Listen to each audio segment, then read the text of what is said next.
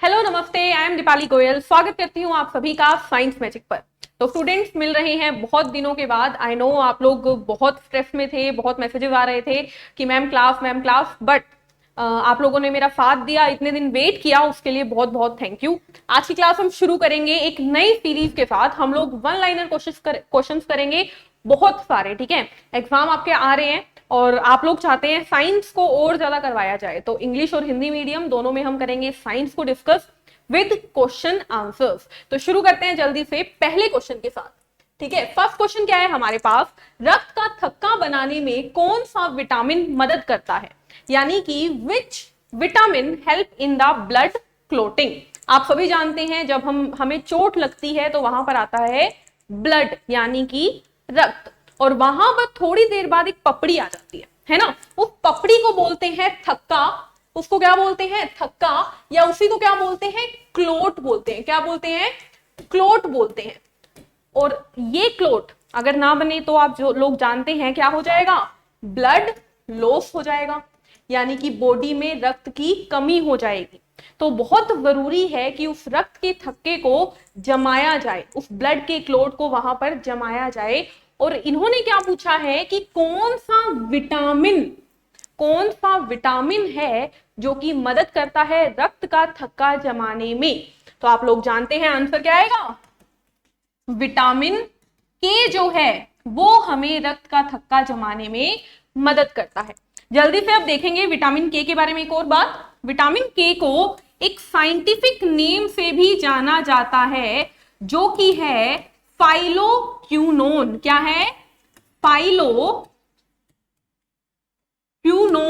ठीक है। तो दोनों चीजें नोट कर लीजिए कि रक्त का थक्का जमाने में कौन मदद करता है, विटामिन के, और विटामिन के का वैज्ञानिक नाम क्या है, फाइलोक्विनोन। क्लियर है।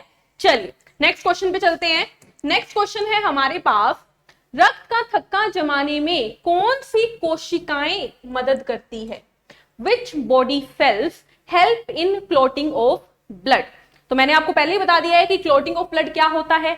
अब कोशिकाएं पूछी है तो कोशिका कौन सी होती है, आपको याद रखनी है प्लेटलेट। प्लेटलेट यानी कि बिंबाणु। बिंबाणु जो है वह हमें रक्त का थक्का जमाने में मदद करते हैं। होता क्या है, देखो जब हमें कोई चोट लगती है तो वहां से निकलता है रक्त, और ब्लड के अंदर आप लोग जानते हो आरबीसी होती है यानी रेड ब्लड सेल, लाल रक्त कोशिका। डब्ल्यूबीसी होती है यानी व्हाइट ब्लड सेल, श्वेत रक्त कोशिका। और उसमें क्या होती है, प्लेटलेट होते हैं, है ना। प्लेटलेट होते हैं यानी बिंबाणु होते हैं। इसके अलावा वहां पर लिक्विड मटेरियल होता है जिसे प्लाज्मा बोलते हैं। तो इन सभी में से जो प्लेटलेट यानी बिंबाणु है ना, ये रक्त का थक्का जमाने में मदद करते हैं। ये उस चोट वाली जगह पर जाकर इकट्ठा हो जाते हैं। मान लीजिए ये आपकी स्किन है, ठीक है, और इस पे लग गई चोट, इस पे क्या लग गई, चोट। तो यहां से स्किन क्या हो गई, पील हो गई, ठीक है, स्किन यहां से उखड़ गई। तो प्लेटलेट क्या करेंगे, यहां पर आकर इस तरह से इकट्ठे होने लग जाएंगे, एक के ऊपर एक के ऊपर एक के ऊपर एक। ये क्या है, ये है बिंबाणु। मदद कौन करेगा, विटामिन के मदद करेगा। और कौन मदद करेगा, अगर पूछ लिया जाए और कौन मदद करेगा, तो कैल्शियम मदद करेगा, ठीक है। किसमें, रक्त का थक्का जमाने में। कैल्शियम क्या है, एक मिनरल है यानी खनिज है। तो यहां से आपका तीसरे क्वेश्चन का आंसर आ जाता है कि रक्त का थक्का जमाने में कौन सा खनिज मदद करता है। तो खनिज कौन सा है, कैल्शियम। क्लियर है। अभी एक और क्वेश्चन बताऊंगी। क्या है क्वेश्चन, रक्त का थक्का जमाने में कौन सा प्रोटीन मदद करता है। यानी कि अगला क्वेश्चन आपके पास आ जाता है कि भाई प्रोटीन बता दो जो कि रक्त का थक्का जमाने में हेल्प करते हैं। तो 4 ऐसे प्रोटीन हमारे प्लाज्मा में होते हैं जो कि रक्त का थक्का जमाने में मदद करते हैं। वो कौन कौन से हैं, वो है थ्रोम्बिन, क्या है, थ्रोम्बिन, प्रोथ्रोम्बिन, प्रोथ्रोम्बिन, और कौन सा है, फाइब्रिन, और है फाइब्रिनोजन, ठीक है। इंग्लिश हिंदी में दोनों सेम है, चारों सेम है, ठीक है। तो 4 क्वेश्चन, रक्त का थक्का जमाने में मदद करने वाला विटामिन कौन सा है, विटामिन के। रक्त का थक्का जमाने में मदद करने वाला खनिज यानी मिनरल कौन सा है, कैल्शियम। रक्त का थक्का जमाने में कौन सी कोशिकाएं मदद करती है, यानी सेल्स मदद करती है? प्लेटलेट यानी बिंबाणु। और रक्त का थक्का जमाने में कौन से प्रोटीन मदद करते हैं? तो आंसर क्या आएगा? Thrombin, prothrombin, fibrin, fibrinogen. Clear है? क्लियर है ये क्वेश्चन आपका? चलिए आगे बात करते हैं। छोटी सी बात प्लेटलेट के बारे में जान लो। प्लेटलेट का एक और नाम होता है, प्लेटलेट का एक और नाम होता है जो कि क्या है? जो कि है थ्रोम्बोसाइट। इसको लिख लो, ठीक है, इसको लिख लो। थ्रोम्बोसाइट किसको बोलते हैं? प्लेटलेट को। और बायोलॉजी को हम पढ़ते हैं तोड़ के, तो तोड़ दो इसको। थ्रोम्बो का मतलब होता है थक्का यानी क्लोट, और साइट का मतलब क्या होता है? आप सभी को पता है, सेल यानी कोशिका। तो इंग्लिश में देखो, वो सेल जो कि क्लोट बनाए वो क्या है? थ्रोम्बोसाइट। वो कोशिका जो कि थक्का बनाए क्या है? थ्रोम्बोसाइट। तो सेकंड क्वेश्चन हमारा यहां पे होता है, और सेकंड में मैं बोल सकती हूँ 4 क्वेश्चन होते हैं। नेक्स्ट क्वेश्चन, किस अम्ल की मांसपेशियों में जमा होने के कारण मनुष्य को थकान महसूस होती है? Which acid accumulate in our body and cause the body pain? कौन सा अम्ल है जो कि हमारी बॉडी में जब इकट्ठा होता है तो हमें दर्द होता है, हमें थकावट होती है? तो थकावट कब होती है? जब हम एक्सरसाइज करते हैं। सुनते जाइए, जोड़ते जाइए। थकावट कब होती है? जब हम बहुत सारा काम कर लेते हैं, एक्सरसाइज कर लेते हैं, व्यायाम कर लेते हैं, या फिर हम सीढ़ियों पे चढ़ते उतरते हैं बार बार, तो हमें थकावट हो जाती है, पैरों में दर्द होता है, हाथों में दर्द होता है ना? तो एक्सरसाइज जब हम करते हैं, सांस लेते हैं, एक्सरसाइज के टाइम क्या होती है? अवायु श्वसन होती है, यानी कि एन एरोबिक रेस्पिरेशन होता है। जब जब हम एक्सरसाइज करते हैं तो हमारी बॉडी में क्या हो जाता है? ऑक्सीजन की कमी हो जाती है। क्या हो जाती है? हमारी बॉडी में हो जाती है ऑक्सीजन की कमी।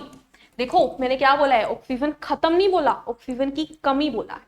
जब जब हम एक्सरसाइज करते हैं हम जोर जोर की सांस लेते हैं ताकि हम ज्यादा से ज्यादा ऑक्सीजन को अंदर लेकर जा सके, क्योंकि एक्सरसाइज करने के लिए हमें क्या चाहिए? एनर्जी चाहिए। एनर्जी कौन देगा हमें? जब ऑक्सीजन अंदर जाएगी और खाने से ग्लूकोज के साथ मिलके हमें एनर्जी देगी, तभी तो कुछ होगा ना। इसके लिए आपको रेस्पिरेशन पढ़ना पड़ेगा अच्छे से। तो हम क्या बात कर रहे हैं कि अब हमारी बॉडी में ऑक्सीजन की कमी हो जाएगी, जिस वजह से हमारी बॉडी में बनता है एक अम्ल, एक एसिड जिसका नाम है लैक्टिक एसिड। क्या नाम है? लैक्टिक अम्ल इसका नाम है। और जब ये लैक्टिक अम्ल के क्रिस्टल हमारी बॉडी में इकट्ठे होते हैं तो हमें दर्द होता है, हमारी मांसपेशियों में अकड़न होती है। इस कंसेप्ट को मैं बहुत बार समझा चुकी हूँ। लैक्टिक एसिड जो होता है स्टूडेंट्स, ये जम जाता है जब, उसके बाद हम क्या करते हैं? पैरों का सेक करते हैं, पैरों पे मालिश करते हैं, तो हमारा दर्द खत्म हो जाता है। क्यों? क्योंकि सेक या मालिश करने से इसके क्रिस्टल टूट जाते हैं और टूटकर हमारा दर्द खत्म कर देते हैं। तो क्वेश्चन क्या था? कौन सा अम्ल इकट्ठा हो जाता है? अम्ल हो जाता है लैक्टिक अम्ल। और कहां पे होता है लैक्टिक अम्ल? लैक्टिक अम्ल होता है दूध में, दही में, पनीर में, या मैं बोलूं दूध से जुड़ी जितनी भी चीजें होती हैं सब में क्या होता है? लैक्टिक अम्ल। ठीक है, क्लियर है? चलिए चलते हैं अगले क्वेश्चन के ऊपर। क्वेश्चन नंबर 4, मानव शरीर की कौन सी ग्रंथि अंतस्रावी तथा बहिस्रावी दोनों का कार्य करती है? Which gland of the human body is both exocrine and endocrine? तो ये क्वेश्चन का आंसर देने के लिए आपको पता होना चाहिए कि भाई एक्सोक्राइन क्या है और एंडोक्राइन क्या है। बहुत छोटी सी चीज समझाई हुई है मैंने। एक्सोक्राइन वो होती है जो कि क्या देती है? एंजाइम देती है। क्या देती है? एंजाइम देती है। ठीक है। और एंडोक्राइन कौन है? जो कि हार्मोन देती है। क्या देती है? हार्मोन देती है। तो अब जल्दी से सोच के बताओ, हमारी बॉडी में ऐसी कौन सी ग्रंथि है, ग्लैंड है, जो कि अपने अंदर से हार्मोन भी निकालती है और एंजाइम भी निकालती है? तो एक ही आएगी आपके माइंड में बार बार, क्या? एक पूरी क्लास पढ़ाई है पेनक्रियास, यानी कि अग्नाशय। पाचन तंत्र में हमने पढ़ा था कि पेनक्रियास पेट के नीचे होती है, अपना जूस देती है, पेनक्रिएटिक जूस। जिसके अंदर क्या होती है, एंजाइम होते हैं जो कि खाने का पाचन करते हैं। क्या करते हैं, खाने का पाचन करते हैं, खाने का पाचन यानी डाइजेशन करते हैं। और हमने फिर हार्मोन पढ़े थे, वहां पे हमने पढ़ा था कि पेनक्रियाज एक ग्रंथि है जिसमें से निकलता है कौन, जिसमें से निकलता है पहला इंसुलिन हार्मोन जो कि हमारी बॉडी में चीनी के लेवल को देखता है, ग्लूकागन हार्मोन जो कि हमारी बॉडी में चीनी के लेवल को देखता है, और सोमैटोस्टैटिन हार्मोन। कौन सा हार्मोन, सोमैटोस्टैटिन हार्मोन। ये 3 हार्मोन निकलते हैं किससे, पेनक्रियाज से। तो पेनक्रियाज कौन सी ग्रंथि हुई, जिसने एंजाइम भी दिए और हार्मोन भी दिए, तो ये हुई मिश्रित ग्रंथि यानी कि मिक्स ग्लैंड। तो क्वेश्चन ये भी आ सकता है कि हमारी बॉडी में पाई जाने वाली मिश्रित ग्रंथि या मिक्स्ड ग्लैंड कौन सी है, तो आप क्या बोलोगे, बिल्कुल आप बोलोगे अग्नाशय यानी कि पेनक्रियाज। क्लियर है बिल्कुल। चलते हैं नेक्स्ट क्वेश्चन के ऊपर। आई नो थोड़ा फ्लो चल रही हूं, बट देखिए आप लोग चाहते हो भाई कि मैम ज्यादा से ज्यादा क्वेश्चन करवाओ, है ना, लेकिन क्वेश्चन करने में तभी मजे आते हैं जब हमें कंसेप्ट पता हो, और कंसेप्ट आप लोग पढ़ना नहीं चाहते तो क्वेश्चन में ही कंसेप्ट जोड़ देते हैं ना, एक तीर से 2 निशाने करते हैं। ठीक है, अगला क्वेश्चन, अल्ट्रासाउंड के लिए कौन सी तरंगों का प्रयोग किया जाता है, which waves are used in ultrasound. तो अल्ट्रासाउंड क्या होता है, जब प्रेग्नेंट वुमेन का अल्ट्रासाउंड होता है उसमें उसके बच्चे की पोजीशन देखते हैं, बच्चा कैसा है, बच्चा हेल्दी है, बच्चा हिल रहा है, ये सब कुछ देखा जाता है।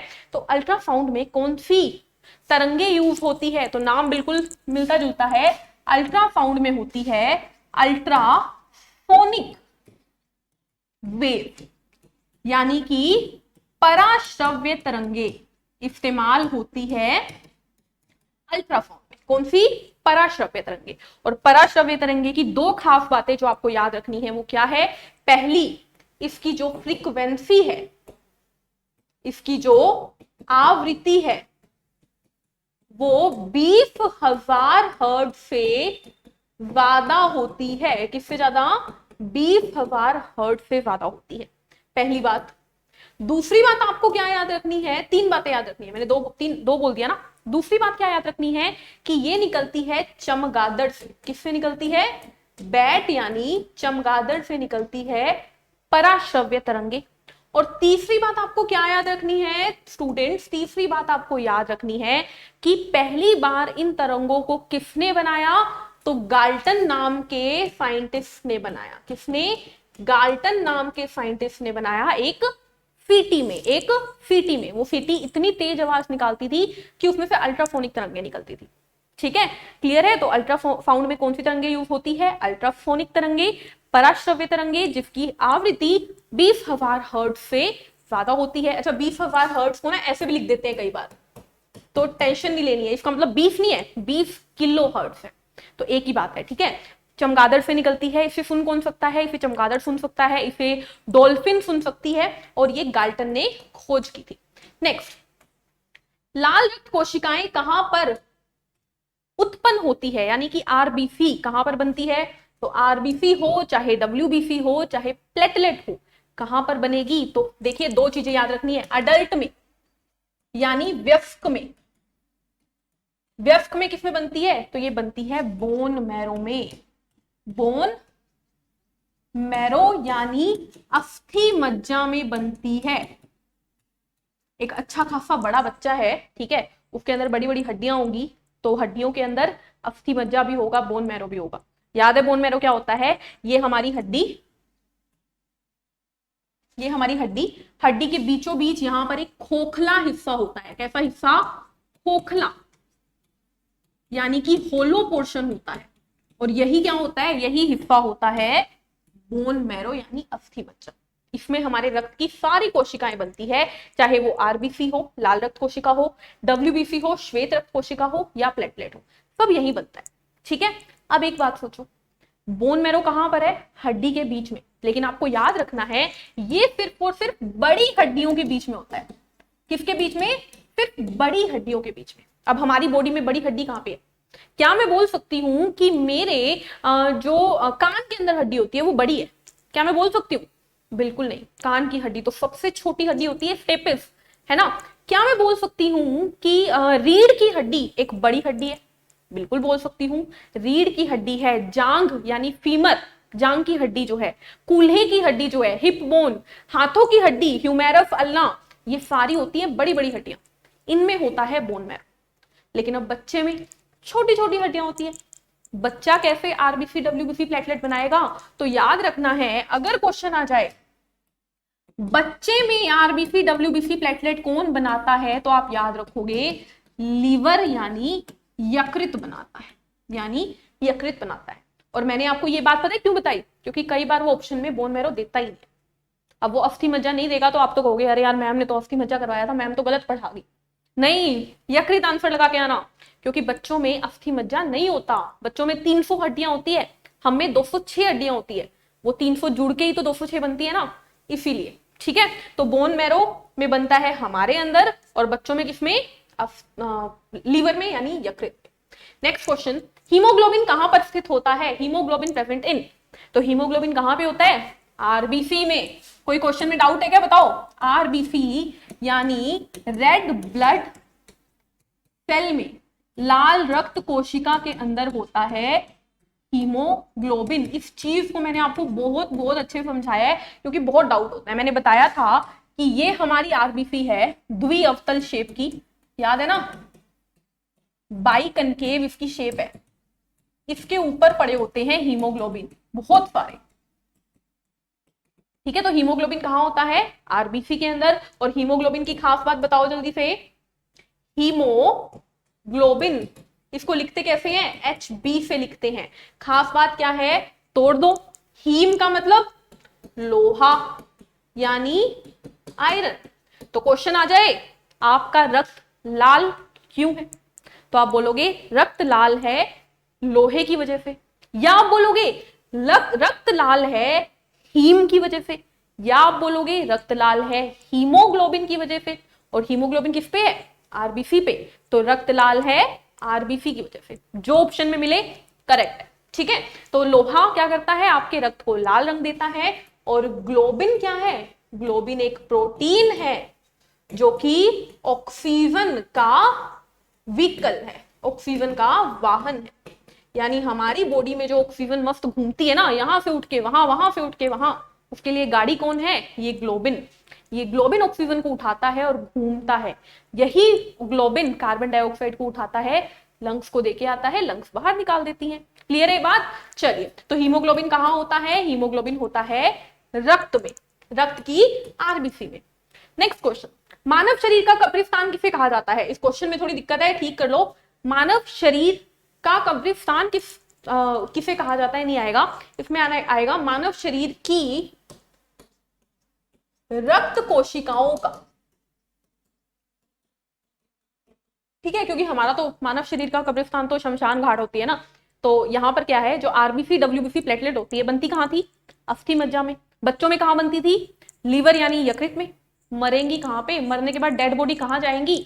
तो आपको याद रखना है मानव शरीर का ग्रेवयार्ड, ग्रेवयार्ड मतलब एक तरीके से आप बोल सकते हो शमशान घाट या कब्रिस्तान कौन है? वो है हमारा स्प्लीन। क्या है? स्प्लीन, जिसे हिंदी में बोलते हैं प्लीहा। कहां पर होता है? तो ये है हमारा पेट, यहां पर।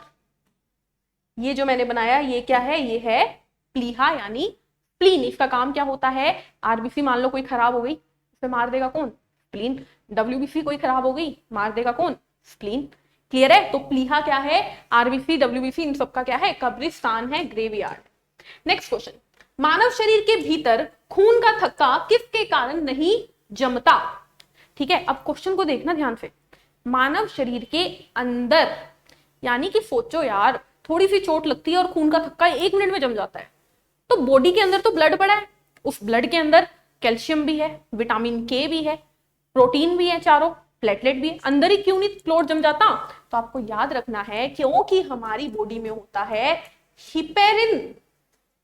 हिपेरिन नाम का एक प्रोटीन हमारी बॉडी में होता है जो कि अंदर रक्त का थक्का नहीं जमने देता। अब सोचो अंदर ही गांठें पड़ जाएगी रक्त की तो बहेगा क्या? इसीलिए हिपेरिन उसमें होता है ताकि रक्त का थक्का ना जमे।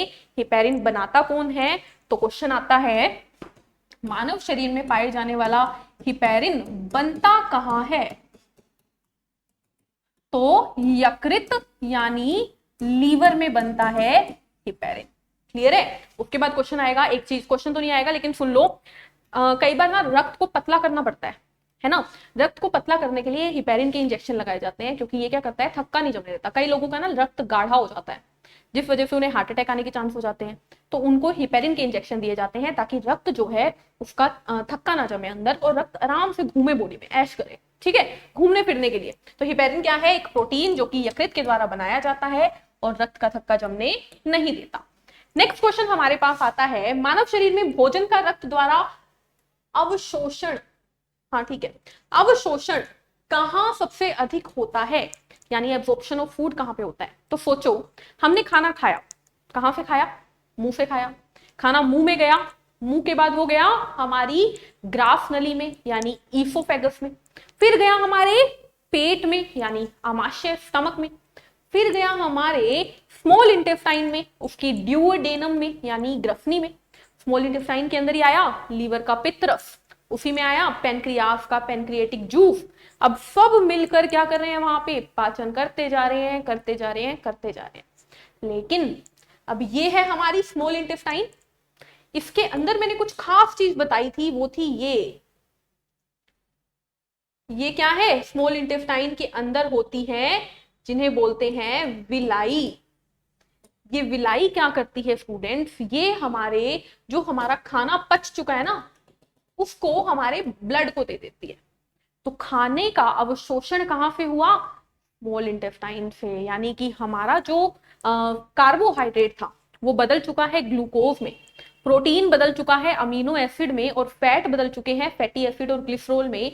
अब ये अमीनो एसिड, ये ग्लूकोज और ये फैटी एसिड ग्लिसरॉल एब्जॉर्ब कहां से होंगे, स्मॉल इंटेस्टाइन से। तो आंसर क्या आ जाएगा, आंसर हमारे पास आ जाएगा स्मॉल इंटेस्टाइन, यानी कि हमारी बॉडी की छोटी आंत जो है ना वहां से क्या होता है, खाने का अवशोषण होता है। क्लियर है बात? चलिए नेक्स्ट क्वेश्चन पे चलते हैं। वसा का पायसीकरण किसके द्वारा होता है, तो वसा का पायसीकरण यानी इमल्सिफिकेशन ऑफ फैट कहां पे होता है, बाइल जूस के कारण होता है।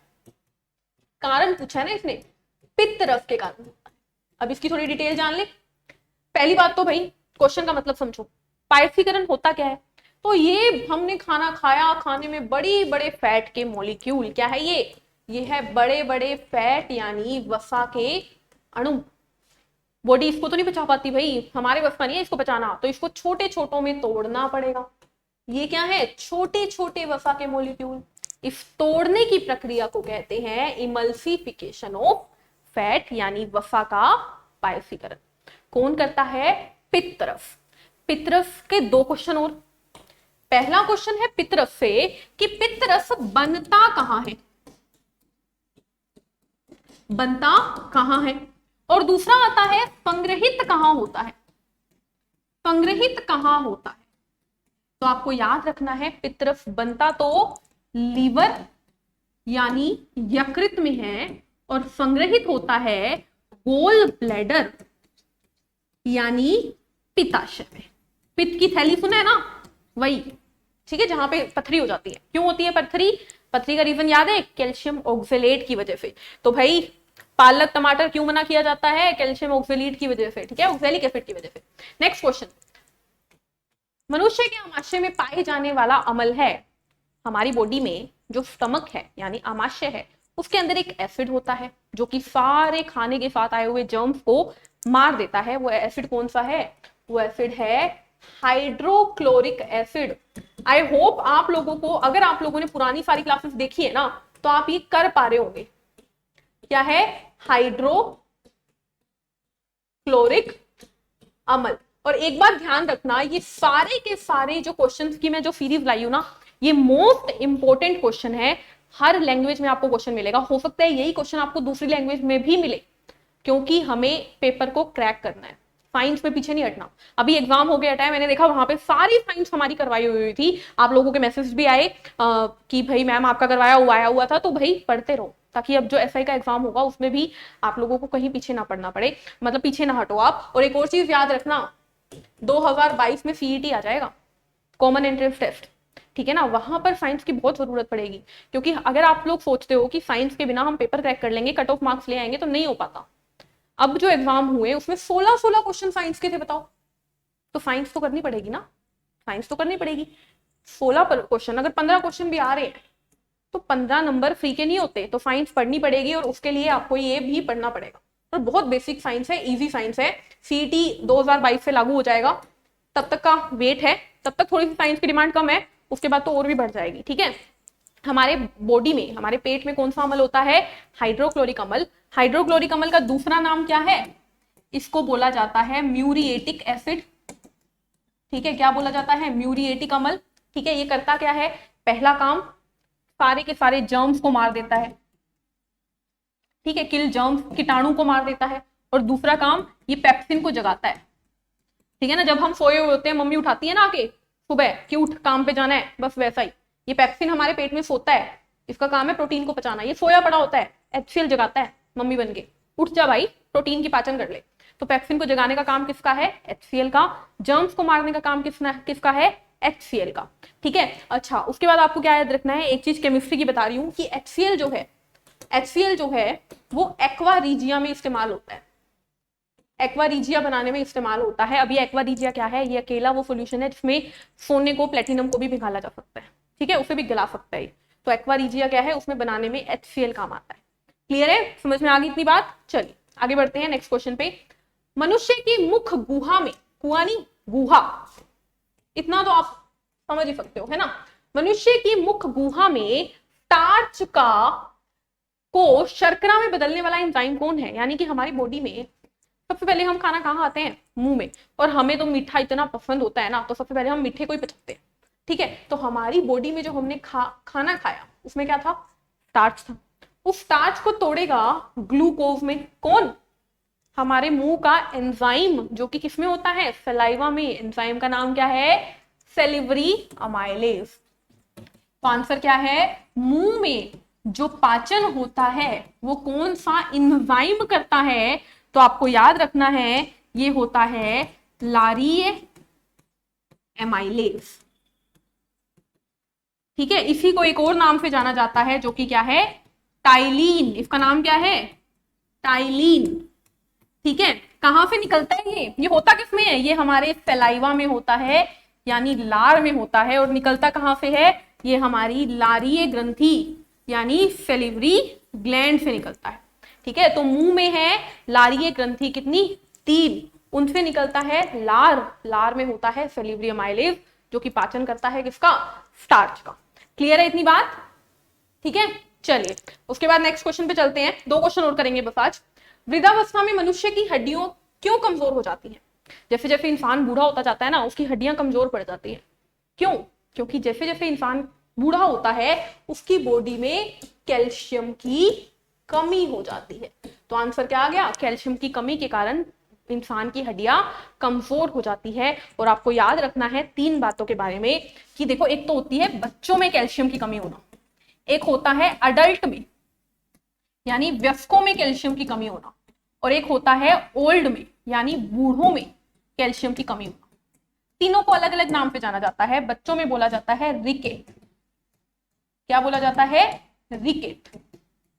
वयस्कों में बोला जाता है ओस्टियोमैलेशिया, क्या बोला जाता है, ओस्टियोमैलेशिया। इसके बारे में पूछा नहीं जाता, इसको याद करने की जरूरत नहीं है। और बूढ़ों में होता है ओस्टियोपोरोसिस, ठीक है। देखो ओस्टी मतलब होता है हड्डी, और पोरोसिस मतलब पोर हो गए, छिद्र हो जाते हैं। इतना ज्यादा कैल्शियम की कमी एक लेवल पे इतनी आ जाती है कि जब कोई इंसान छींकता भी है ना, तो उसके छींकने से उसकी बॉडी में फ्रैक्चर हो जाते हैं, इतनी वीकनेस आ जाती है, छींकने से फ्रैक्चर, खांसने से फ्रैक्चर। तो कैल्शियम भाई अच्छे से खाओ, दूध पियो, अच्छे से कैल्शियम की डाइट लो, ठीक है। चलिए दूध पियो और यस विटामिन डी लो, सूरज की रोशनी में बैठो।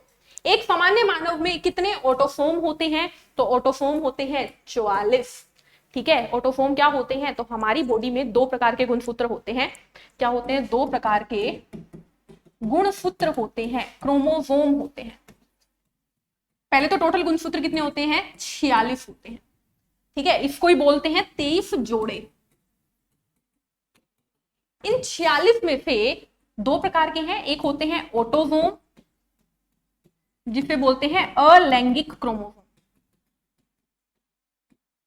अलैंगिक गुणसूत्र, और एक होते हैं एलोसोम जो कि होते हैं लिंग गुणसूत्र। अब पहले नंबर सुन लो, फिर ध्यान से सुन लेना कितने क्यों क्या होता है इनका काम। तो याद रखना है ऑटोसोम कितने होते हैं 44 यानी 22 जोड़े, और एलोसोम कितने होते हैं 2 यानी 1 जोड़ा। अब इतना भी समझ लो, मेल में अलग होते हैं ये, पुरुष में अलग होते हैं, और फीमेल में महिलाओं में अलग होते हैं। 2 है ना, तो मेल में होता है एक एक्स एक वाई, और महिला में होता है एक एक्स और दूसरा भी एक्स।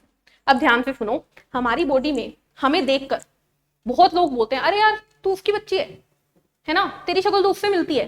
तो ये जो मिलने होते हैं, या फिर हम बोलते हैं कि मुझे भी ये पसंद है, पापा को भी ये पसंद है, तो यानी कि हमारे कैरेक्टर्स, हमारे गुण जो है वो मिल रहे हैं।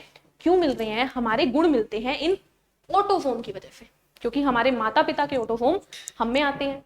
तो अगर मैं मम्मी जैसी दिखती हूँ या मैं पापा जैसी दिखती हूँ, तो क्यों दिखती हूँ? इसकी वजह से, इन 44 क्रोमोसोम की वजह से। तो वो क्रोमोसोम जो कि आपके लिंग से कोई फर्क नहीं पड़ता उसको, चाहे लड़का हो चाहे लड़की हो, उसको कोई फर्क नहीं पड़ता, सिर्फ गुणों पे निर्भर करता है, वो है ऑटोसोम। लेकिन लड़की या लड़का बताने वाले कौन होते हैं? वो होते हैं सेक्स क्रोमोसोम यानी एलोसोम, लिंग क्रोमोसोम, और ये होते हैं 2। अगर किसी इंसान में एक्स वाई हुआ तो वो मेल हो जाएगा, अगर किसी में एक्स एक्स है तो वो फीमेल हो जाएगा। क्लियर है? इतनी बात समझ में आ गई? यानी हर इंसान में 44 तो कॉमन ही रहेंगे, उसके अलावा लड़कियों में एक्स एक्स हो जाएगा और लड़कों में एक्स वाई हो जाएगा। आज की क्लास में इतना ही करेंगे, मिलेंगे नेक्स्ट क्लास में नई क्लासेस, नए लेक्चर्स के साथ, नए क्वेश्चंस के साथ। तब तक के लिए पढ़ते रहिए, मुस्कुराते रहिए। Take care, thank you, bye bye.